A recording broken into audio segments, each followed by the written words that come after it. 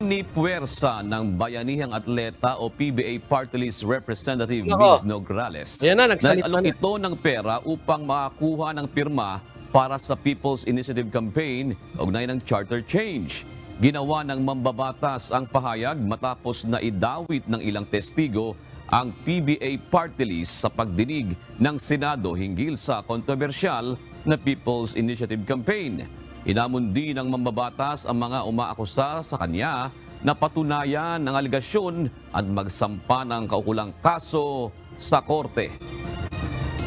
Once upon a time. Oy, may paganon, si Nograles. Pakinggan nyo speech niya. At habang bumabaha sa kanilang mga paligid, biglang ako na daw ang Wicked Queen of the South. At mastermind, namigay pa daw ako ng pera kapalit ng pirma. Yeah, di ba? May ebidensya nga si Aimee. Ba't hindi mo pasinungalingan yung ebidensya ni Aimee? May kaalyado nyo yan ah. Kaalyado ng boss mo yan, pinsan ng boss mo yan, si Aimee. Eh sino bang naglabas? Di ba si Aimee? O di pa sinungalingan mo na hindi ka na nadadakdak dami mo sinasabi. May pinasinungalingan ka ba? Paano ako makakapagbigay ng pera? Paano ako makakapag-mobilize ng mga tao? Eh, I was out of the country. Ay, kita mo naman. Ano ba to? Saan ka nakatira, Nograles? Are you from 1973?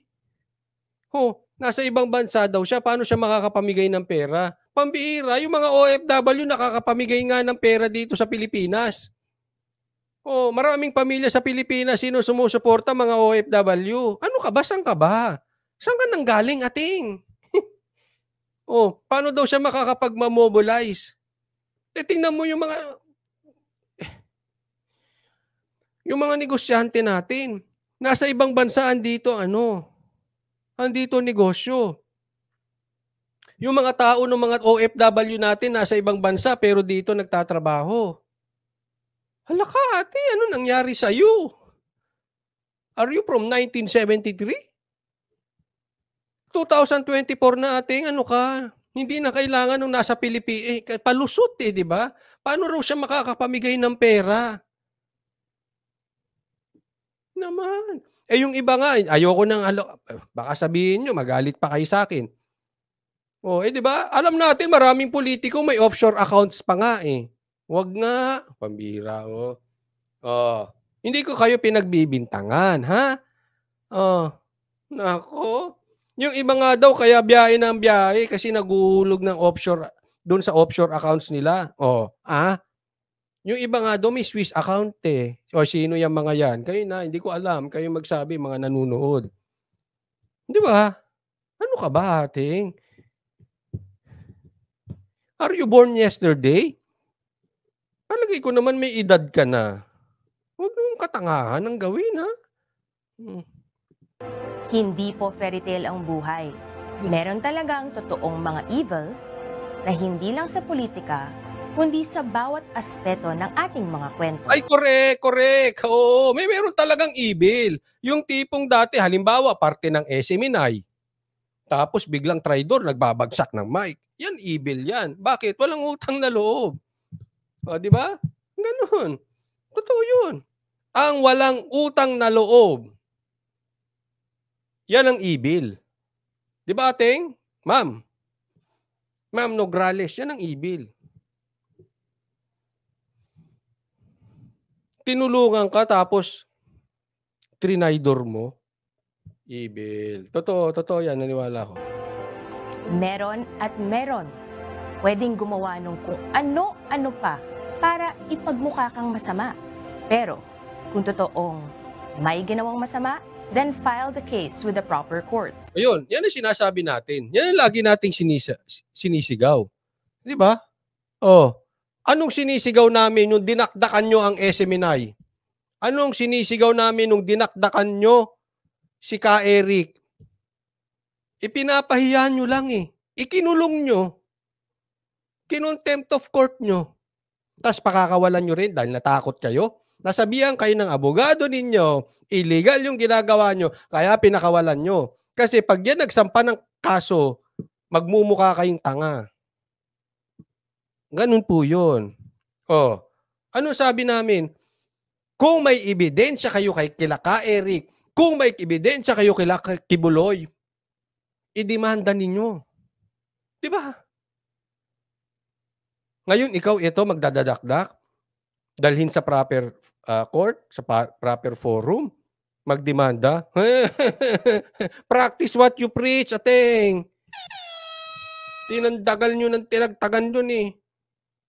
Niluto nyo sila Ka Eric dati. Oh. Hindi mo naalala yung ginawa nyo kila Ka Eric? Asan ang ebidensya nyo? Isinampan nyo ba sa korte? Isipin mo, sila Ka Eric nakulong. Walang kaso sa korte. Walang nakasampang kaso sa korte sila Ka Eric. Hindi ko po kinakampihan ha. Posibleng mali sila Ka Eric. Posibleng tama. Hindi yan ang issue ko. Hindi ka dapat magstay sa kulungan nang walang nakasampang kaso sa'yo. Dahil nilabag nyo ang due process. Oh, nakulong. May nasampa kayong kaso? O sabihin nyo, in aid of legislation, may nagawa kayong batas patungkol doon? Ay, huwag tayo maglokohan. Tapos ngayon, sisigaw ka? Foul? Referee, foul! Ikaw naniko eh. Nahawakan ka lang, foul. Ganon. Practice what you preach. Dapat sinampahan nyo. Ako, ulit hindi sa galit ako sa SMNI. Hindi sa galit ako kila Kibuloy. Sa issue lang ako. Sampahan nyo kaso. Kasi doon ilalabas lahat, patas. Bago ka magsalita ng paganyang-ganyan mo, utusan muna yung mga bossing mo, utusan mo yung mga kampon ni Tamba, sampahan ng kaso si Kibuloy. Sampahan ng kaso si Ka Eric. Pare-parehas kayo eh. Oh. Ang magnanakaw, galit sa kapwa magnanakaw, mga pistiho kayo. Tigil-tigilan nyo yung mga kalokohan yung ganyan. Hindi nyo kami madadaan sa pangiti-ngiti. Di ba? Ay lang mga style-style nitong mga ito eh. O di bumalik sa kanya. O anong tawag doon? O anong tawag doon? Back at you. Back to you. O, kita nyo? Kaya minsan mag-iingat kayo. Ako, again, uulitin ko. Walang tao gusto ng demanda. May diferensya ka kung gusto mo ng demanda. Wala ka sa normal na kaisipan kung gusto mo ng demanda. Kasi abala yan. Kahit tama ka, ayaw mo ng abala. Pero para sa akin, mas maganda ng mademanda kaysa gisahin ka dyan sa Senado tsaka sa... Hindi ka makakasagot, gagawin ka lang ano dyan. Pipit-pitin lang yung ano mo dyan. Kamao mo dyan, hindi ka makasalita. O sige, pag sinabi nilang oo. Pag sinabi nilang sayaw. Diba? Kaya dapat sa demanda talaga. I-demanda nyo. Ngayon, pag na-demanda mo na, then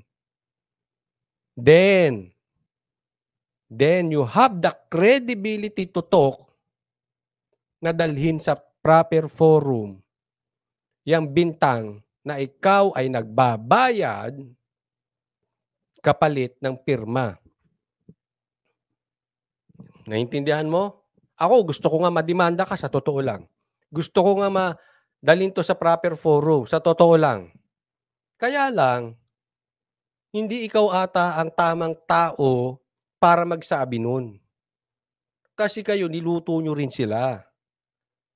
Posible ibang tao pwede. Pero ikaw hindi.